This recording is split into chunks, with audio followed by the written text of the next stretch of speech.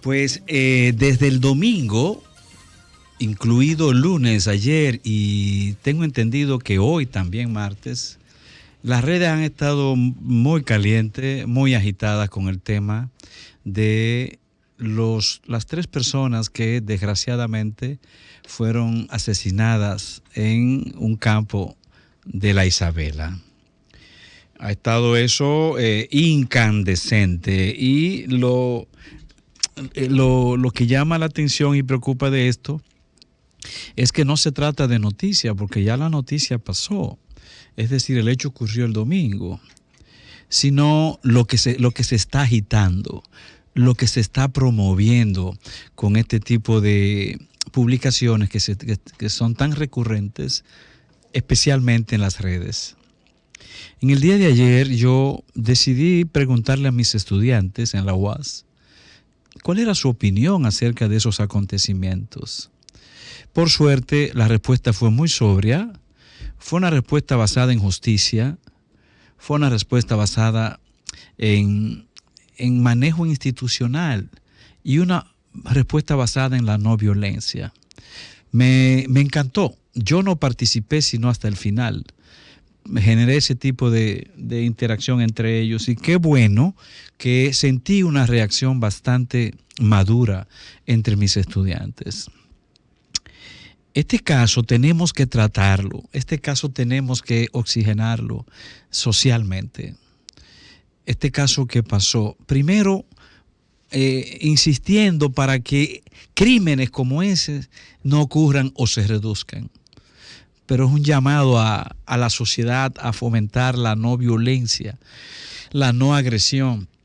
Es un llamado a tratar de resolver los conflictos en términos amistosos, bajo los criterios y valores humanos, y cuando no se pueda, entonces hacerlo a través de la justicia. Ese es el principal llamado. Luego está el asunto de la reacción, el manejo que socialmente se debe dar a la reacción de los ciudadanos ante un hecho tan trágico, tan duro, tan criminal. Y lo que nosotros sentimos ya no es una reacción demandando por parte del ciudadano que se ha visto más o menos envuelto en esto, o de aquellos que están agitando en las redes. No es un manejo basado en la justicia, sino basado en la respuesta popular, en una respuesta de masa, en una respuesta basada en el calor, basada en las emociones, en una respuesta basada en el odio, y en el odio a una nación o a nacionales de una nación como la haitiana. Si hubo un haitiano que participó de esos crímenes, tiene que ser apresado donde quiera que esté, y tiene que ser sometido, y tiene que ser condenado a las máximas penas por parte de la justicia dominicana. Tiene que ser así, pero no importa si es haitiano o si es venezolano, como una estudiante me dijo ayer en mi curso. Pero si hubiese sido un venezolano, profesor, ¿hubiese sido igual la respuesta que estamos viendo? Por supuesto que no. Si hubiese sido un venezolano, no. O si hubiese sido un colombiano. No, la respuesta está muy focalizada a esta parte, a estos nacionales. Y así no puede tratarse situaciones de crímenes. Amigos y amigas dominicanos, no puede ser tratado este tipo de casos así. En base a respuestas basadas en las emociones y basadas en el odio. Las emociones y el odio son el principal caldo de cultivo que fomenta la propaganda. Esa propaganda que continuamente se siente orientada a enfrentarnos como nación, 2 naciones que viven juntas, pero hay un sector que siempre está preocupado por enfrentarnos. La propaganda fue el principal recurso, es el principal recurso que han usado los tiranos para dividir los pueblos. La propaganda es al mismo tiempo la excusa que han usado los tiranos y los grandes dictadores para desarrollar sus políticas antihistóricas, sus políticas antihumanas, su política de ocupación, su política de exterminio. Lo hizo Hitler. Hitler se valió de la propaganda básicamente para eso.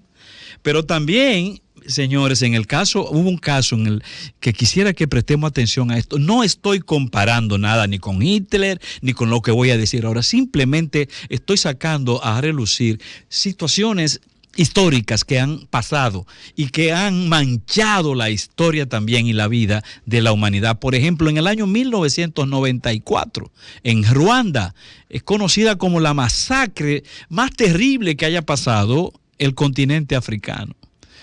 La masacre de Ruanda. Allí se habla de unos 700,000 ciudadanos asesinados o cerca de 1,000,000, especialmente de una etnia contra otra.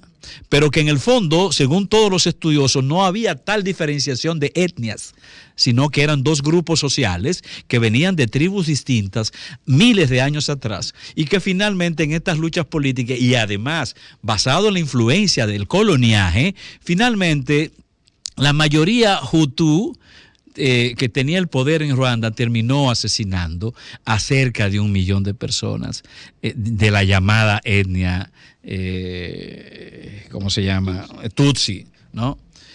Pero todo eso fue la obra de una propaganda, gracias incluso a una emisora que se llamaba Mil Colinas, creo, que finalmente hizo un llamado a arrasar con las cucarachas. Y en cosas de 10 días estamos hablando de cientos de miles de personas asesinadas, pero todo fue obra de una propaganda, no de un día para otro. Estamos hablando de un caldo que viene acumulándose durante años, decenas de años. Recuerden que en el año 37 a Trujillo se le atribuye el asesinato o la orden dada por Trujillo para asesinar entre 7,000 a 10,000 u 11,000 haitianos acá en República Dominicana. Eso no pasó más de ahí porque de hecho ya la tiranía comenzaba a ser condenada mundialmente en tanto tal. Pero imaginémonos nosotros que demos curso a ese odio, que demos un curso, que hagamos caso a esa propaganda deshumanizante y que comencemos a cazar haitianos y a quemarles sus residencias. A mí, cuando yo vi el video, me recordó esas acciones del Ku Klux Klan. ¿Recuerdan el Ku Klux Klan que tanto hemos visto en películas? Quemando residencias, quemando pequeñas casuchas de los negros en los años 30, 40, 50, 60. Vimos, yo lo vi ahora, eso me despertó aquellas imágenes. No estoy comparando, pero son situaciones parecidas. Vamos nosotros a estimular ese tipo de práctica. No puede ser porque República Dominicana se somete a una situación peligrosa. No por guerra, porque no es cierto que aquí habrá guerra, eso es verdad. Allí no hay ejército en Haití, pero sí pueden venir matanzas. Y esa situación no puede crear un estado de caos o de inestabilidad que no nos conviene. Ya lo dijimos ayer, aparte de la imagen. ¿Qué quiero yo plantear? Varias cosas. Una, que la justicia actúe, porque la justicia tiene que actuar en este caso, conjuntamente con la policía. Dos, que el gobierno cumpla con las políticas, con las normativas, con las leyes de migración y que se activen los órganos del gobierno que tienen que actuar ante las personas que traen y trafican haitianos a República Dominicana de manera ilegal. Tres, que se define una política anticorrupción en la frontera, una política anticorrupción, ante todo, incidiendo en las Fuerzas Armadas, que se sabe básicamente que el ejército es el controlador de la frontera. Políticas del gobierno para acabar con esa corrupción. Cuatro, que el pueblo dominicano asuma la paz como meta, no la confrontación, no la violencia. Y finalmente, que también el gobierno se pronuncie. Yo no he sentido pronunciamiento del gobierno sobre esos casos que pasaron en Puerto Plata. No solo con el tema de los asesinatos, sino también con la acción de la población quemando decenas de casuchas y haciendo huir a centenares de personas. El gobierno tiene que pronunciarse en favor del arreglo entre los humanos, en favor de la justicia, en favor de que funcione la institucionalidad y finalmente pronunciarse en favor de la paz.